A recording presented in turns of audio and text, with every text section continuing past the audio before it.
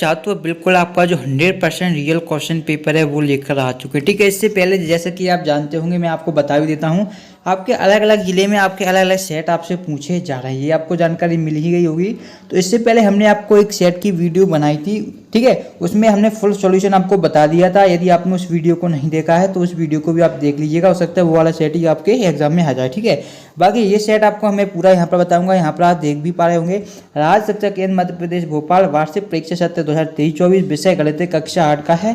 परीक्षा अवधि आपकी है 2.5 घंटे की, यहाँ पर दिया गया है। पूर्णांक आपका 60 नंबर का दिया गया है, ये भी यहाँ पर लिखा हुआ है। ठीक है, तो पूरा फुल सॉल्यूशन इस वीडियो में आपको बताया जाएगा, तो बिल्कुल आप परेशान ना हो, बस वीडियो को आपको एंड तक देखना है। ठीक है, और यदि आपने अभी तक हमारे टेलीग्राम ग्रुप को ज्वाइन नहीं किया तो डिस्क्रिप्शन में आपको हमारे टेलीग्राम ग्रुप की लिंक मिलेगी, वहाँ से आप टेलीग्राम ग्रुप ज्वाइन कर लीजिए। और व्हाट्सएप हमारा चैनल है, उसकी लिंक भी आपको वीडियो के डिस्क्रिप्शन बॉक्स में मिल जाएगी। ठीक है, तो वो भी ज्वाइन कर लीजिएगा, क्योंकि सुबह आपको जो लास्ट क्वेश्चन हम देते हैं वही आपके एग्जाम में आते हैं। ठीक है, तो आप ज्वाइन कर लीजिएगा व्हाट्सएप पर टेलीग्राम को, उससे आपको बहुत ज़्यादा फायदा होगा। ठीक है, बहुत सारे स्टूडेंट पहले ही ज्वाइन कर चुके हैं, तो आप भी कर लीजिए। ठीक है, चलिए अब टाइम को वेस्ट न करते हुए क्वेश्चन आंसर स्टार्ट करते हैं। पहला क्वेश्चन आपका दिया गया है, जो यहाँ पर आप देख सकते हैं। ठीक है, फर्स्ट आपका दिया गया दो संख्याओं का अनुपात 5:3 है। यदि पहली संख्या 15 है तो दूसरी संख्या होगी, तो दूसरी संख्या के बारे में हमें यहाँ पर बताना है। ठीक है, तो ये इन क्वेश्चनों को करने का तरीका बहुत ही सिंपल होता है। जैसे कि यहाँ पर दिए गए, आप एक्स भले ही मत मानिए, एक्स मानेंगे तो आपका टाइम ज़्यादा लगेगा। जैसे कि यहाँ पर दो संख्या दी गई हैं, 5:3 में आपको दी गई हैं। ठीक है, ये आपकी फर्स्ट संख्या है और ये आपकी सेकंड संख्या। ठीक है, पहली संख्या आपकी यहाँ पर देखें 15 दी गई है, तो यहाँ पर हम लिख लेंगे पहली संख्या के नीचे 15। तो यहाँ से हम देखेंगे कितने गुना है, ये 5 का कितने गुना है, 3 गुना है। तो यदि ये संख्या 5 का 3 गुना है तो ये भी क्या होगी, 3 गुना होगी। तो 3 में 3 का गुना करेंगे तो ये वाली संख्या जो दूसरी आएगी वो आपकी 9 आएगी। ठीक है, तो इसका आंसर हो जाएगा आपका 9, यानी कि दूसरी संख्या क्या होगी आपकी, 9 होगी आपकी दूसरी संख्या।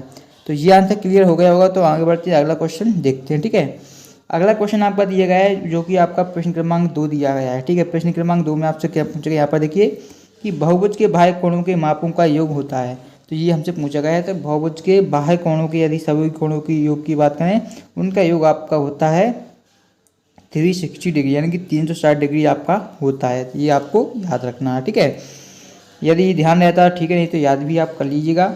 फिर आता है आपका 29/16 का वर्गमूल है, यानी कि इसका हमें वर्गमूल बताना है। एक आपका होता है वर्ग और एक आपका होता है वर्गमूल। तो दोनों में आपको अंतर पता होना चाहिए कि वर्ग क्या होता है, वर्गमूल क्या होता है। ठीक है, तो जैसे कि मैंने यहाँ पर लिख दिया, जैसे कि 4 का वर्ग आप सभी जानते हैं, तो 4 का वर्ग होता है आपका 16। ठीक है, तो यदि हमसे कोई 4 का वर्ग पूछे तो हम लिखेंगे 16, और कोई हमसे वर्गमूल पूछेगा तो पहले हमें 16 क्वेश्चन में दिया जाएगा और हमें 4 बताना होगा, यानी कि दोनों अपोजिट होते हैं एक दूसरे के। तो यहाँ पर आपसे 16 का वर्गमूल आपसे 4 हो जाएगा। तो इस तरीके से वर्ग और वर्गमूल होता है। तो हमसे 29/16 का पूछा गया, तो यहाँ पर 54 का आपका वर्ग होता है, तो 29/16 का वर्गमूल आपका 54 हो जाएगा।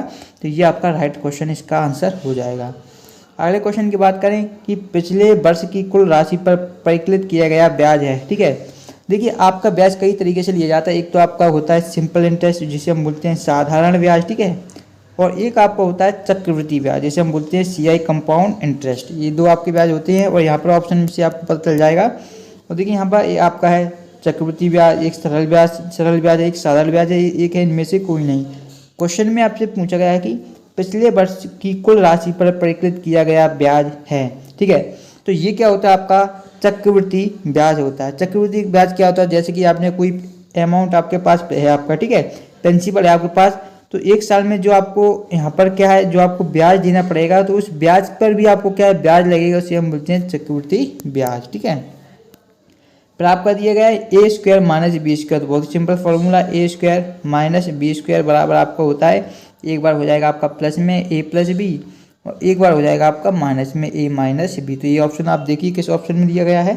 तो यहाँ पर आप देखेंगे तो ये आपका ऑप्शन नंबर फर्स्ट में ही दिया गया है। तो ये आपका राइट आंसर हो जाएगा A+B A-B। ठीक है, अब रिक्त स्थान दिए गए, रिक्त स्थान यहाँ पर देखते हैं कि संख्या 49 के अंक पलटने पर प्राप्त संख्या होगी। यदि देखिए हम इनके अंकों को पलटेंगे, 4 और 9 संख्या दी गई है, तो ये आपकी हो जाएगी 9 और 4, यानी कि 49 को पलटेंगे तो ये आपकी 94 संख्या बन जाएगी।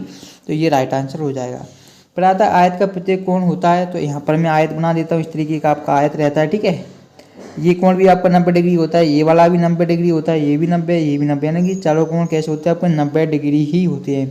आयत की मुझे या आपसे वर्ग मुझे, तो वर्ग के भी चारों कोण आपके 90 डिग्री के ही होते हैं। ठीक है, एक सिक्के को उछालने पर पट या टेल आने की प्रायिकता क्या होगी। देखिए यदि आप एक सिक्के को उछालेंगे तो उस पर क्या हेड आ सकता है या टेल आ सकता है, इसके अतिरिक्त तो कुछ आएगा ही नहीं। ठीक है, हमसे पूछा गया है कि एक सिक्के को उछालने पर पट यानी टेल आने की प्रायिकता, तो टेल टोटल परिणाम कितने हैं, 2 हैं, और टेल आने का परिणाम कितना, 1 है, तो इसकी प्रायिकता होगी 1/2 यानी कि 1/2 इसकी आपकी प्रोबेबिलिटी यानी प्रायिकता हो जाएगी।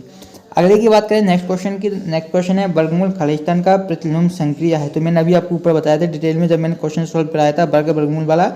ठीक है, तो वर्गमूल किसकी प्रतिलोम संक्रिया, तो वर्गमूल आपके किसके, वर्ग की प्रतिलोम संक्रिया है, तो ये आपको यहाँ पर वर्ग कर देना। उसी प्रकार आपका जो घन है वो किसके विपरीत हो जाएगी, घन आपकी हो जाएगी घनमूल के, घनमूल के। तो ये बात आपको ध्यान में रखनी होती है, ये बेसिक क्वेश्चन होते हैं जो आपकी चेक किया जाता है कि आपने कितना अच्छी तरीके से पढ़ा है। ठीक है, 10वां लाभ प्रतिशत की गणना हमेशा की जाती है। ठीक है, जब भी आपने लाभ के बारे में सुना होगा, तो जब भी आप लाभ निकालते हैं तो आपने लाभ का फॉर्मूला ही पढ़ा होगा, मैं लिख भी देता हूँ। लाभ प्रतिशत का फॉर्मूला होता है लाभ प्रतिशत बराबर लाभ गुणे 100 में आपका होता है क्रय मूल्य। क्या होता है बताया, तो क्रय मूल्य होता है।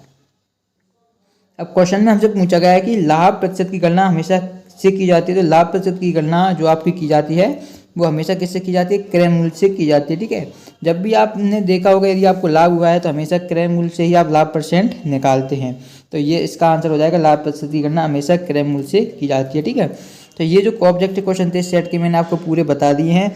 आई होप आपको अच्छी तरीके से सभी क्वेश्चन समझ गए होंगे। यदि किसी भी क्वेश्चन में कहीं पर भी कोई भी डाउट है तो आप कमेंट बॉक्स में पूछ सकते हैं, तो वहाँ पर आपको बता दिया जाएगा जो भी आपका डाउट है। ठीक है, और ये आपका पार्ट जो सेट था ये मैंने बता दिया है। बाकी यदि आपने पार्ट 1 की वीडियो नहीं देखी है तो डिस्क्रिप्शन बॉक्स में आपको पार्ट 1 की वीडियो मिल जाएगी, उसको जाकर जरूर देखिएगा। इस वीडियो को अपने सभी दोस्तों के साथ शेयर करना बिल्कुल भी ना भूलें, जिससे सभी स्टूडेंटों की मदद हो सके।